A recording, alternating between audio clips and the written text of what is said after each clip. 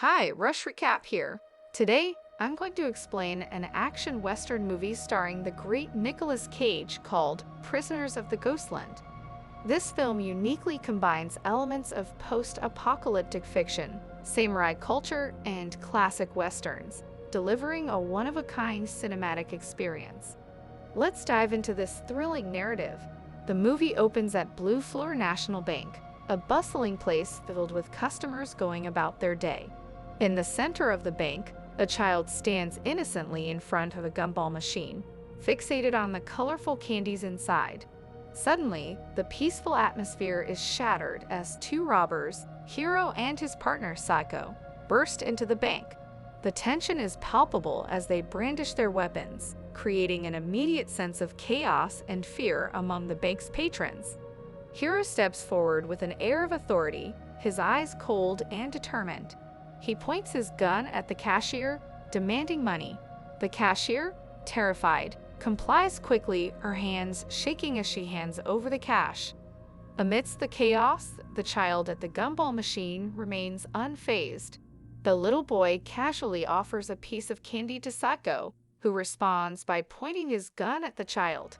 The scene abruptly cuts off, leaving the audience in suspense about the child's fate.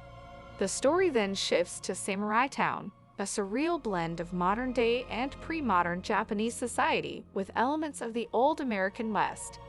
The town is ruled by a corrupt governor who has creatively merged these distinct cultural elements, resulting in a unique yet oppressive community.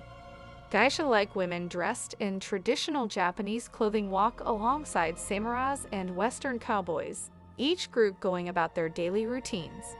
The governor, a man of questionable morals, maintains a group of adopted granddaughters, whom he keeps as sex slaves. Among them is Susie, who we see trying to communicate with passers-by under the watchful eye of a guard. This guard, Yasujiro, is the governor's most loyal samurai bodyguard, known for his unwavering dedication. As Yasujiro enters one of the geisha houses, Susie discreetly blows a whistle, alerting her friends. Moments later, Bernice, another granddaughter of the governor, arrives with her friends, Stella and Nancy. Susie gives them a positive signal, and the trio leaves in a car, expressing their relief at finally being free of captivity. The scene then transitions to Bernice waking up in a strange place, filled mostly with garbage and mannequins. She recalls seeing a signboard and encountering some frightening people during their escape. Overwhelmed, Bernice screams for help, shouting that she doesn't want to be imprisoned again. Back in Samurai Town, a festival is in full swing.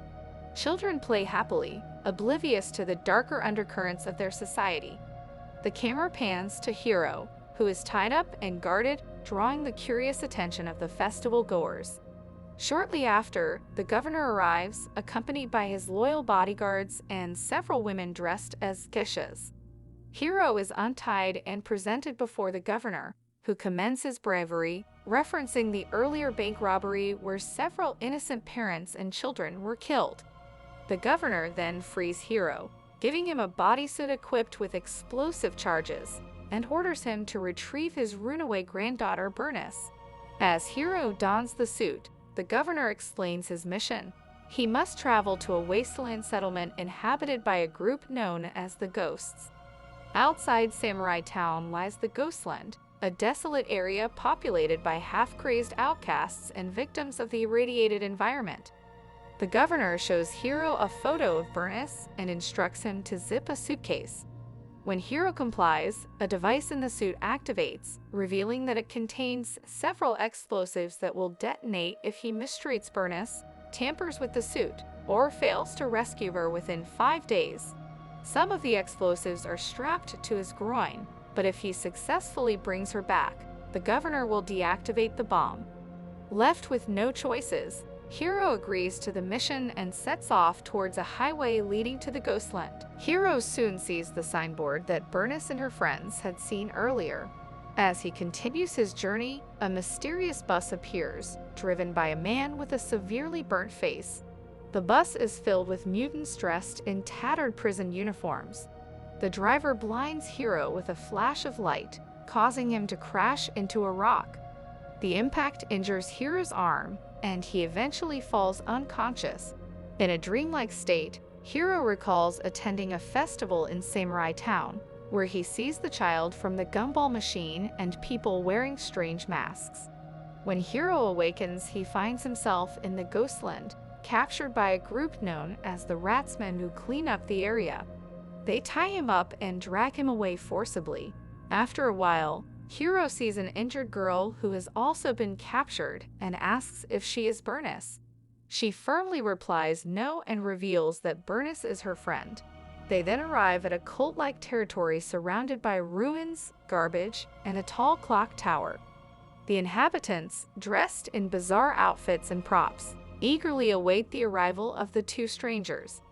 A mysterious woman checks Hiro's thick red blood and declares that he will be the one to free them all from their imprisonment.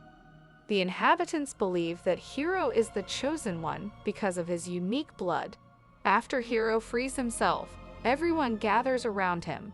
The territory's leader, Enoch, emerges and tells Hiro that no one has ever successfully left this place. Those who try are killed by the ghosts and become part of their army. Enoch asks Hiro why he has come, and Hiro explains that he is searching for a girl. When they see Bernice's photo, a boy claims to have seen her hiding within the mannequins. Hiro goes to the said place and ultimately finds Bernice, but she doesn't respond to him. It turns out she is in a semi-catatonic state due to her trauma from the car accident. Enoch explains that the ghosts come and kill the girls, taking them away.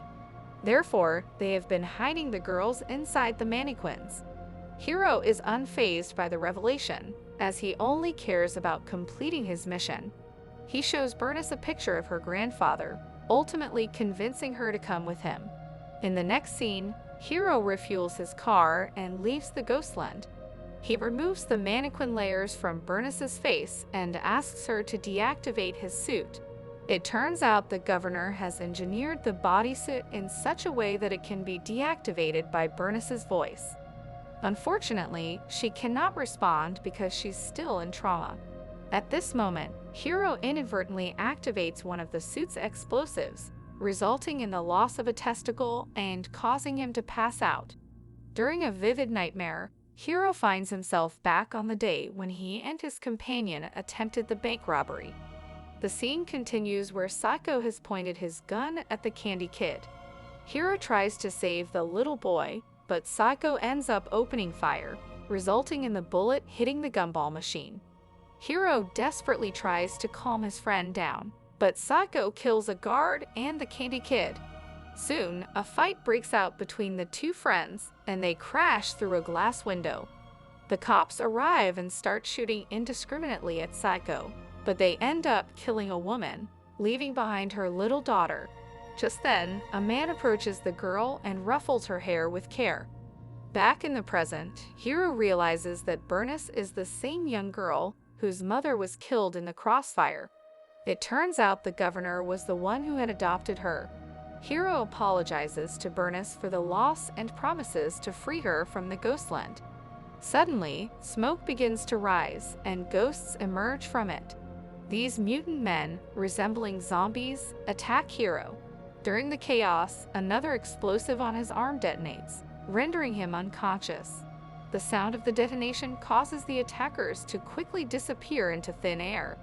The explosion, however, manages to snap Bernice out of her catatonic state. It is revealed that she is not the governor's real granddaughter, but just a prisoner of his treacherous reign, like many others before. Meanwhile, Hiro has another vision, where he stands among the people of the Ghostland. A woman explains that the region was once a chemical factory run by the governor, where nuclear weapons were tested. One day, a catastrophic collision between a nuclear waste transport and a prison bus resulted in a devastating spill of highly volatile nuclear waste. This led to the area being quarantined and the inhabitants imprisoned there, eventually dying due to hunger and famine. Within this desolate region lies the settlement known as Samurai Town, ruled by the notorious governor. The woman explains that anyone who passes through this region never returns. When Hiro asks for directions, the woman acknowledges his genuine intentions and tells him that he can save everyone if he helps the girl she believes he came to save. As the movie concludes, we see Hiro, Bernice, and Susie seated at the bus stop in Samurai Town.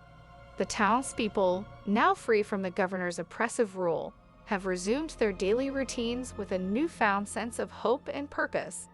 Children play in the streets, vendors sell their goods with cheerful faces, and the once fear-stricken townspeople now walk with their heads held high. Samurai Town is beginning to transform into a place of beauty and peace, just as Hiro had hoped. The final scene provides a sense of closure and optimism. Hiro, with his mission accomplished, looks around at the rejuvenated town and smiles, knowing that he has played a significant role in bringing about this positive change. Bernice and Susie, having found their freedom, share a moment of gratitude and relief. They too look forward to a future where they can live without fear and oppression. As the screen fades to black, we are left with a powerful message about the resilience of the human spirit and the ability to overcome even the most dire circumstances. The transformation of Samurai Town from a place of tyranny to a community of hope serves as a testament to the strength and courage of its inhabitants. This marks the end of the action-packed and thought-provoking journey of Prisoners of the Ghostland, a film that combines elements of westerns, samurai epics, and dystopian thrillers. It showcases Nicolas Cage in yet another unforgettable role, delivering a performance that is both intense and captivating. If you've enjoyed this breakdown of Prisoners of the Ghostland, make sure to like this video and subscribe to Rush Recap for more in-depth reviews and analyses of your favorite movies and TV shows. And don't forget to hit the notification bell so you never miss an update. Thanks for watching, and we'll see you in the next video.